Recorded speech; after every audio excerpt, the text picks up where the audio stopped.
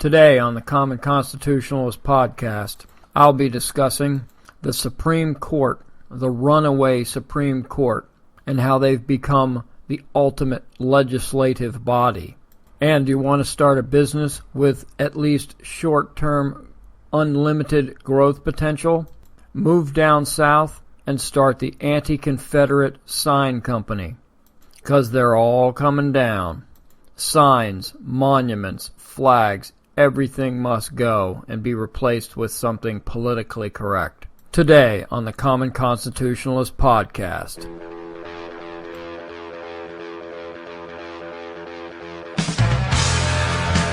You're listening to the Common Constitutionalist, broadcasting from an undisclosed location, free from the prying eyes of establishment black helicopters.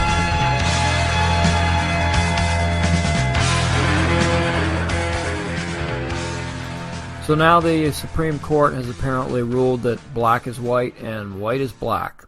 Fabulous. So my question is that what's even the point in having a legislature anymore? The president effectively makes law with executive orders, and the Supreme Court now does the same. Pretty soon they're going to start interpreting the Constitution as being unconstitutional and rewrite that. Wouldn't put it past them at this point. At one point in time, I thought Obama. We elected the Antichrist. Well, we didn't, but they did. Whatever. That Obama was this Antichrist figure. Now I'm thinking John Roberts might be. Now he's Smiling Jack and whatever. And he is just, man, he is the worst. And you know how we've been complaining about this fast-track authority that Obama wants, about obtaining fast-track trade authority. And we've been urging Republicans to not vote in favor of giving Obama fast-track authority, or frankly any authority, for whatever. And I'll be honest with you, I don't understand how any Republican at any time, or any conservative, so-called conservative at any time, could side with Obama on anything. And I heard some pundit say that you just can't vote no because it's Obama supports it. Well, yeah, you can. Name one thing, just one thing, that Obama has supported that any true conservative would agree with. One. I can't name a single thing that Obama has supported that I've agreed with. So my default position, therefore, is if he's for it, I'm against it. I frankly don't even freaking need to. I don't need to hear what he says. I don't need to read any kind of opinion paper he wrote or any speech or anything. If he's for it, I'm against it. And it's been borne out over years and years and years. There's not a single thing that he supports that I do also. So I don't need to hear this guy out. I don't need to hear, well, let's just hear what he has to say. No, I don't need to hear what he has to say. If he's for it, I'm against it, period. Until he starts proving that there's more, that's my default position, and it's served me well so far.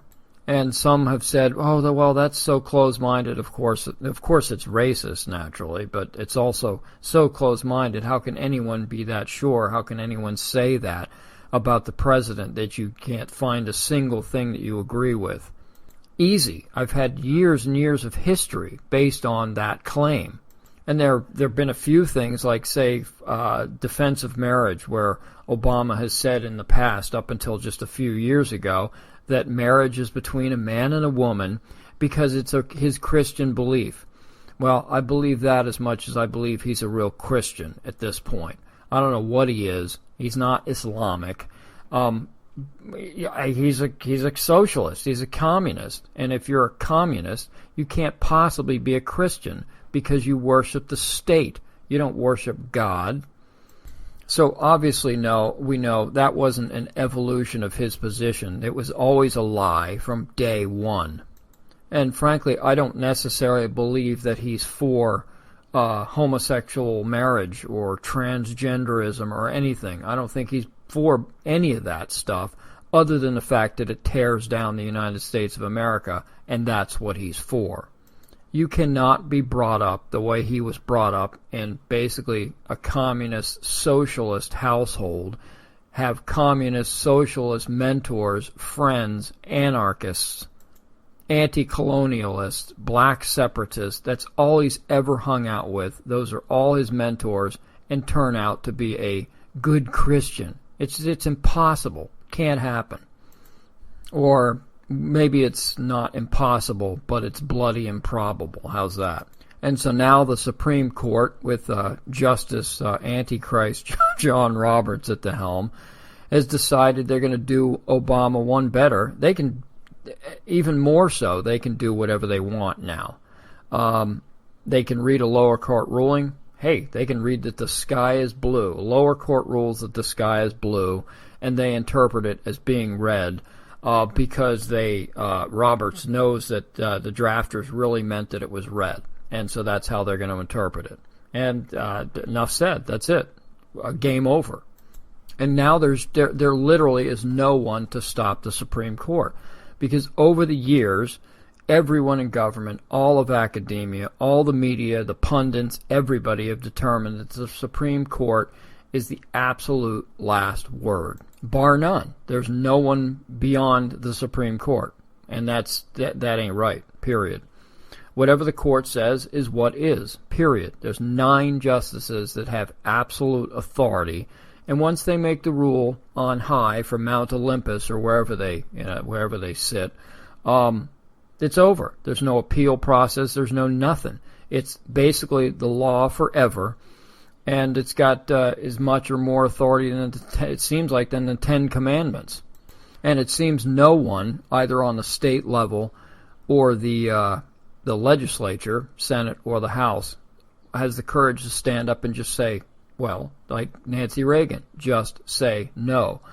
The Supreme Court is acting unconstitutionally. It has no such authority in this or that a case. It's a state matter only. The states have to decide this. The people have to decide this. A convention of the states should decide this, not the Supreme Court. And last I checked, this all goes back to Marbury versus Madison, back at the end of John Adams' term. And last I checked, Marbury versus Madison was not the 11th Amendment. It wasn't added to the Constitution. And for those unfamiliar with Marbury versus Madison, it's the principle of judicial review. The Supreme Court has the power to declare acts of Congress unconstitutional. Of course, it doesn't, under the Constitution, have that power.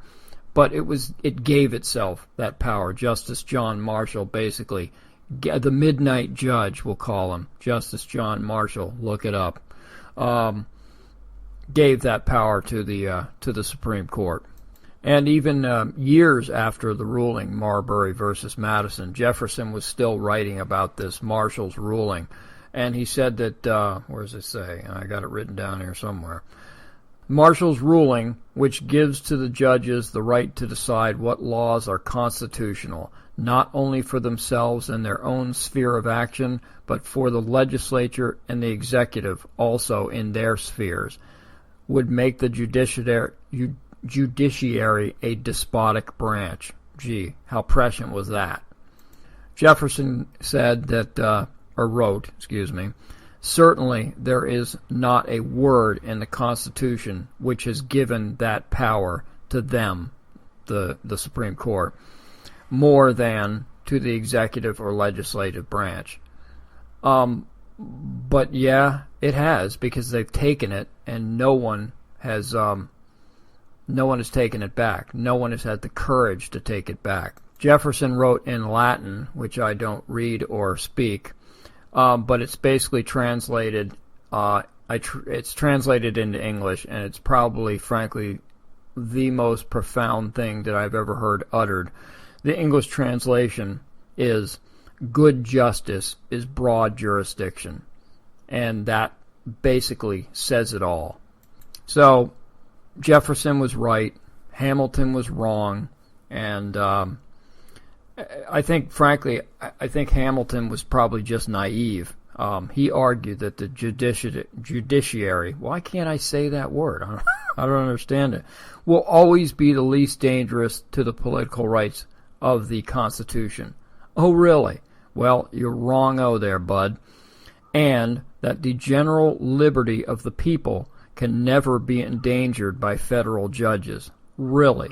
Okay, how'd that work out for you there, Alexander? Well, actually, how'd it work out for all of us, Alexander? So now, under judicial review, federal courts have the power to not only render an opinion on whether a law is constitutional, but also the power to enforce the opinion. And this basically lets judges who are unelected, unaccountable, serve for life, dictate government policy. That's what they do. That's what they've been doing, and they will. And now the cuffs are on, the gloves are off completely for these guys. The Supreme Court was originally meant to be merely, and it was intended to be an advisory body to the Congress, to the President and the states. That's what it was originally intended to do. It was allowed to rule on specific things in the Constitution, but not anywhere close to what it's doing now. So now the people elect senators and congressmen, representatives. They go to Washington or the State House or whatever, and they can pass all the laws they want, limiting government. And then the Supreme Court, they can, all someone has to do is file a suit, something like that. One of the Supremes, the oligarchs that rule us, decides to take up the case, and they can dictate public policy to us. They can just say, nope, sorry, that's unconstitutional. Nope, that's not the way, that wasn't really the intention of this law. We're striking it down, and we're going to rewrite it. So now, really, the only thing the Supreme Court is lacking is an army to enforce the laws that they're writing currently. So at this point, frankly, I think that the reality is we just get rid of the Senate, we get rid of the House, we give the President fast-track authority to make any laws he wants, and then or you hire a handful of bureaucrats. They can suggest laws to the Supreme Court, and then the Supreme Court will decide whether it's good policy or not. And that's the way it's by default. That's the way it's looking anyway. It's very depressing, and frankly, I'm at a loss to know what to do. Even, frankly, if we had a convention of the states, I'm not sure that will be able to control the Supreme Court, because we would write, as a convention of the state, we could change the Constitution, and who's to say now that the Supreme Court will just say, nope, sorry, whatever you changed is unconstitutional, we're changing it back. And who's going to stand up to them? So far, nobody. I hate to be so long-winded about this, or drone on or whatever, but this is too much, man. This is as important a topic as I've covered in a really, really long time. You're listening to the Common Constitutionalist. Let the truth be known. So I got a little flack about an article I wrote the other day about the Confederate flag and how I agreed that I thought it should come down from off of at least state capital, state property. But it wasn't for the reasons that all the politically correct idiots have been whining and crying about recently. Of course, it's been up for decades, and no one said word one, but and the fact that in South Carolina a Democrat was the one who flew it first. But at any rate, I digress. I said that it should come down because it is kind of the de facto representation of another nation's flag. And I got some flack about, no, it's the Confederate battle flag, it's the battle flag of Virginia, blah, blah, blah, it wasn't the flag of the Confederate States. Yeah, I know all that, boo freaking who, but it is by default, everybody knows it as the Confederate flag, the flag of the Confederate States, the stars and bars, whatever, and it represents a secession. It represents the want of a different country, and a different country's flag should never be flown on Capitol grounds except for the exception of a dignitary visiting or something like that. But that's why I thought it should come down. Now, I figured that this would probably balloon. I didn't think it would balloon this far out of control, but bad on me, I guess. I should have known better. I should have known that liberals would get a hold of this thing and demand that everything Southern should come down. The nickname Rebels for college football teams should be going away. College mascots, everything that is Southern heritage or Confederate heritage is coming down fast and furious. And this got me to thinking, when I lived in Atlanta, the first place I lived in Atlanta was Clarkston, Georgia, which is south of Atlanta. And it was right off of Memorial Drive, and you'd take a shot right down Memorial Drive, right into Stone Mountain, Georgia. Beautiful, beautiful place. Golf course. I had a friend of mine that used to work the grounds at a golf course there. Nice course, beautiful park, and it is where the Confederate memorial carving. It actually preceded Mount Rushmore, as a matter of fact. But this carving is a Confederate memorial, and carved right out of granite, right in the side of Stone Mountain. It is beautiful to behold, but it is the representation in stone forever of Jefferson Davis, Robert E. Lee, and old Stonewall Jackson. And so it got me to thinking, not to mention that every road, path, boulevard, everything within the park. There's Stonewall Jackson Drive. There's Robert E. Lee Boulevard. There's even Indian Island. Oh no, racist. Indian Island. That's tragic. All the if the liberals ever get a hold of this, I don't know what they're going to turn it into. Transgender park or something. I don't know what it's going to end up being. Are they going to have to dynamite Stone Mountain? I don't know where this is going to lead, but I'll guarantee you we haven't heard the last of this by a long shot. And now everybody's weighing in on this. The Obama cabinet's weighing in on this. Obama's weighing in on this. The Senate, the House of Representatives, all the state governments, all the wacky liberal sites. Everybody's weighing in on this and how tragic it is, and that everything of the Confederacy has to go. Walmart, really? Freaking Walmart gets rid of all their Confederate garb. Of course, you can still buy Che Guevara T-shirts, and I think they have I want to say is it like an iPod, a Nazi insignia iPod case that you can buy through Walmart.com, and you can buy Che Guevara paraphernalia and T-shirts, but you can't buy the Confederate flag anymore. Man, what in heaven's name is going on out there?